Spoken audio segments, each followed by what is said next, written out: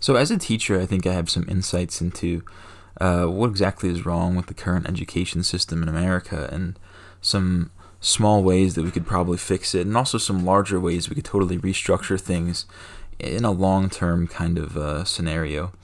So first of all, one thing that is probably the most glaring problem with education is that no one is allowed to acknowledge things like IQ or differing intelligence between people at a natural level. Everybody has equal capacity to be smart, and it has nothing to do with your God-given intelligence.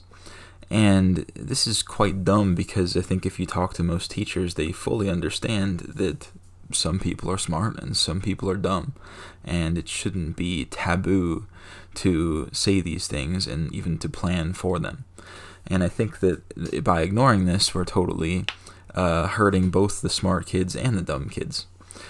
So first of all, as far as the goal of high school education, the word college preparatory should not exist, because certain people should not be prepared for college. And I think that, if anything, a school should be quite adamant in the fact that you do not need to go to college to succeed. And the fact that you try to usher everybody into this college path means that some people who do not belong there are going to be struggling, and they're going to be miserable, and they're ultimately going to fail because it is not the path that they should be taking. So I think that from an early age, the schools need to start categorizing kids. And that sounds bad, but I think that there should be very, very early and consistent IQ and aptitude testing to try and get a feel for what a certain child is capable of. Because there are certain children that, if they're going to go all the way through high school with the idea that they're going to go to college, yet they are doing math at a 6th grade level and they're reading at a 5th grade level, then maybe they shouldn't be in college. And I don't think that that's a failing on the teacher in all these cases. I think a lot of times certain kids are incapable of learning certain things. I mean, some kids will never be able to learn calculus. Some kids will never be able to take an AP physics class. That's perfectly fine. Not everybody can be a very high IQ problem-solving individual. Some people are not meant to go to college. So these high schools should encourage, if this is not for you and you're struggling through high school, maybe you shouldn't go to college. Maybe you should look into apprenticeship or trade school or something like that. And second of all, we need to start placing kids in the proper classes. We should absolutely not allow kids to pick their own classes. And this should be kind of obvious, and it's kind of mystifying why we even do this, because you know what most kids are? Most kids are lazy. They're not going to push themselves to take a class that they should be taking. And while this is probably disingenuous to say that all kids are like this, but I would say very many of them are. And we have to say, what exactly are we doing as teachers and as students, and how to best use our resources? If I have a student in a general level class that is much too smart for that class, yet they decided to take this class for whatever reason, perhaps they were lazy, perhaps they were bogged down with too many other difficult classes, well, they're just going to sleep through my class, and here I am getting paid to teach them, and they're being forced to sit there, and they're not learning anything. They could just ace all of my tests without paying attention one day in class, without doing any homework, right? And, I was like this in some classes as a student as well. I had plenty of classes that I slept through and then aced, and then as a teacher, I have plenty of students that are sleeping through my classes and then acing them. So we have to ask, is this the best way to use our resources? I mean, this is just a giant, it's a farce, right? They are forced to be here. They're not learning anything. I'm forced to teach them, and I'm not teaching them anything.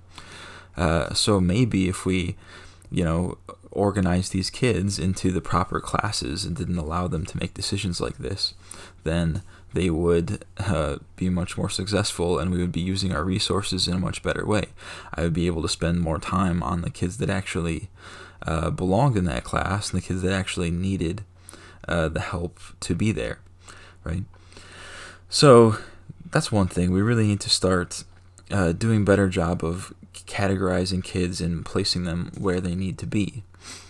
Going off of this, so that I think that's the easiest way that we could fix schools without a drastic level of change, and along with that would be treating more kids as individuals, right? Don't have just some universal graduation standard. And I mean, I think you do have to have a standard for the average, below average kid, but if a person is a stellar kid, they should be able to not have to maintain certain graduation standards. If they're a really gifted engineer, allow them to take 3 AP sciences, and they don't have to do a gym or a music credit. I mean, come on, let's be real. So more individual tailoring of classes, as well as more tailoring of the curriculum to smart versus dumb kids. Now, like I said, that's a immediate thing that could be changed. But let's just say we could rebuild the entire education system from the ground up with a perfectly competent government. So this is a bit of wishful thinking, but I think we do need to come up with some of these ideal scenarios. There should absolutely not be private education. And I do teach at a private institution, so perhaps this is hypocritical, but it's kind of ridiculous that the level of education that you can receive is based on your family's income. And that might sound socialist or communist. Well, it should be socialist in a Spinklerian sense, right? I think we need to be more socially minded and say that we should allow all kids access to the same education. Right. Now, I think if we nationalized all schools, this would actually be a pretty easy thing to accomplish. And I think part of the problem that public schools are so bad is because the government is incompetent, but then also you have dumb inner city kids that are trying to be taught at the same level as your suburban high IQ students, and naturally there's going to be a huge disparity there. So if we actually start treating IQ as a real thing and taking the high IQ kids out of the inner cities and placing them into intelligent kids, then they will actually have a chance to succeed. Similarly, if we take the low IQ kids out of the suburban schools and place them with other low IQ individuals, they will succeed more because they'll actually have classes tailored to their intelligence level. So I think that as nationalized education, if we were to get rid of all private education, you'd be able to do a much better job of tailoring the curriculum to the IQ of the student, like I was saying earlier. You'd be able to have a wide variety of classes for high-performing students, as well as remedial classes and perhaps more hands-on, applicable skills type classes, learning things like wood shop, carpentry, things like that in school, instead of trying to teach calculus to people that have a sub 90 IQ, right? It's not going to go over that well. So if you were to totally nationalize education, you'd be able to, take a wide variety of kids and place the kids that have most similar aptitude together, and therefore it's less burden on the students because they know exactly how well they should be achieving based on their intelligence and aptitude, and the teachers know exactly what they should be teaching, right? They don't have to tailor a class for the high end of the spectrum and the low end of the spectrum, because really all that does is bring the smart kids down, and then the dumb kids fail anyway, because even an average class is going to be too much for them. So we need to accept these realities of differing abilities in students, and we need to totally reshape the system to accommodate for this.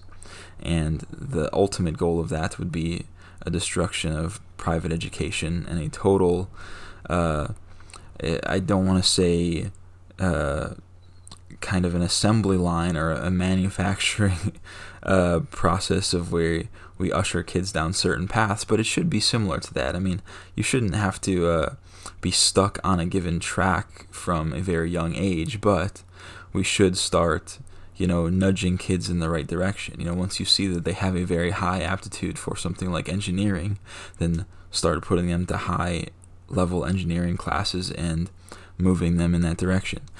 And if you see a kid that has very low aptitude for anything and they can hardly read or write at the level of a high school student, then maybe they should stop taking math after algebra. Maybe they don't need to know pre-calculus. Maybe they don't need to learn a foreign language. Maybe they should spend most of their time learning practical skills, right? Maybe they should spend most of their time learning carpentry, maybe learning how to do taxes, because this is something that the school could actually teach.